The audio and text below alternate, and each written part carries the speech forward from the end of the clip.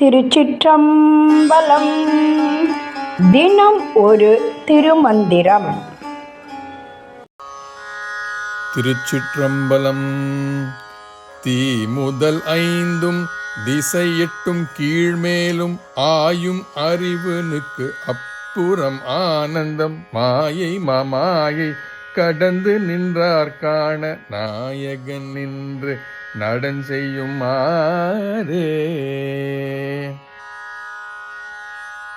திருச்சிற்றம்பலம். தீ முதல் ஐந்தும் திசை எட்டும் கீழ்மேலும் என்று தொடங்கும் பாடலை இப்பொழுது கவனிக்கலாம். எந்தை நந்திபிரான் நடனம் செய்யும் முறை இதுவே.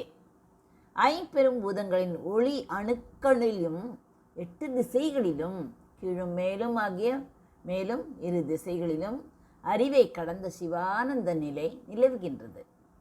தூமாயை தூவாமாயை என்ற இரண்டையும் கடந்து நிற்பவர்கள் அதை கண்டு கழிக்கும்படி நாயக்கன் நந்தி நடனம் செய்கிறான். எவ்வளவு இடங்களில்? நந்திபிரான் நடனம் செய்யும் முறை எப்படி? ஐம்பெரும் பூதங்களின் ஓடி அணுக்கங்கள், அணுக்கங்கள் என்றால் என்ன? துகள்கள் சிறிதாக இருக்கிறதே, அதில் இவ்வாறு அவன் நடனம் ஆடுகிறான். நடனம் செய்யுமாறே என்று கூறுகிறார் அல்லவா? தீ முதலான ஐம்பூதங்களும் நிலம், நீர், நெருப்பு, காற்று, ஆகாயம் என்று இருக்கிறதே, அந்த 8 திசைகளும், மேலே உள்ள உலகங்களும் கீழே உள்ள பாதாள உலகங்களும், இவை அனைத்தையும் ஆராய்ந்து அறியும் அறிவுக்கு அப்பால் உள்ள பேரின்பமே. அந்த ஆனந்தம்தான் இறைவன். அசுத்தமாயே சுத்தமாயே என்று இருக்கிறது அல்லவா? ஆகிய உலகப் பற்றுக்களை கடந்து நிற்பவர்கள் எவரோ அவர்களது அகக்கண்ணுக்கு தெரியும்படி நம் தலைவனாகிய இறைவன் அங்கே திருநடனம் புரிகின்றான் என்ற கருத்தை தெரிவிக்கிறது இந்த பாடல். பலர் நினைக்கிறார்கள் இறைவன் தில்லையிலும் மதுரையிலும் மட்டுமே ஆடுவதாக. ஆனால் திருமூலர் என்ன கூறுகிறார்? இறைவன் பிரபஞ்சம் முழுவதிலும் ஆடிக்கொண்டிருக்கிறான் என்கிறார்.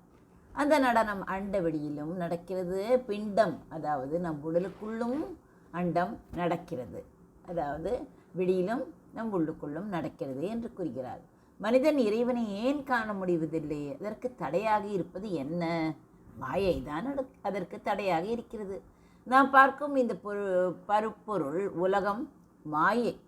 நம் புத்தி, சித்தம் போன்ற நுட்பமான விஷயங்கள் மாமாயை.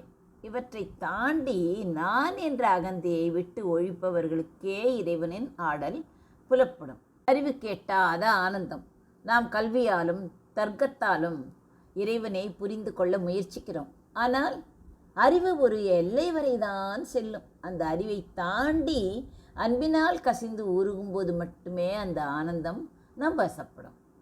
சுருக்கமாக சொன்னால், உலகப் பொருட்கள் மற்றும் திசைகளை கடந்தும் நம் சிற்றறிவுக்கு எட்டாமலும் இருக்கும் அந்த பரம்பொருள் தன்னிடம் பற்று வைத்திருக்கும் அடியவர்களின் இதயத்தில் இடையராது நடனமாடி கொண்டிருக்கிறான்.